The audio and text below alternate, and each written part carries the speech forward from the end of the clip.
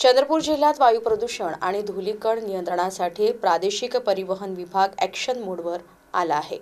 जिल्ह्यातील वायू प्रदूषण आणि धूलीकण प्रमाण मर्यादेबाहेर गेल्याने नागरिकांनी यंत्रणांकडे ओरड चालवली आहे। यातच आरोग्याचे प्रश्न उभे ठाकत आहेत।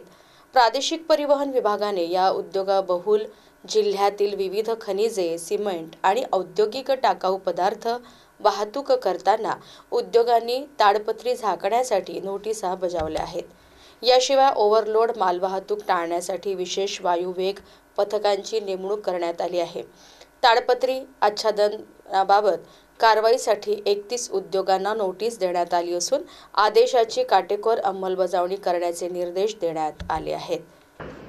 मोटर वाहन कायदा 1988 च्या कलम 199 प्रमाणे ऑफेन्सेस बाय कंपनीज याची तरतूद करण्यात आलेली असून यामध्ये ज्या कंपनीमध्ये वाहनांद्वारे मालाची वाहतूक होते त्या मालाची वाहतूक करताना वाहनाची ओव्हरलोड वाहतूक होऊ नये, तसेच वाहनाची पार्किंग व्यवस्थित करावे। सर्व वाहने कोळसा किंवा सिमेंट नेत असतील तर त्या ठिकाणी आच्छादित करून तारपोलीने आच्छादित करणे, याबाबत कंपनीला 32 कंपन्यांना चंद्रपूर कार्यालयाने नोटीस दिलेली आहे।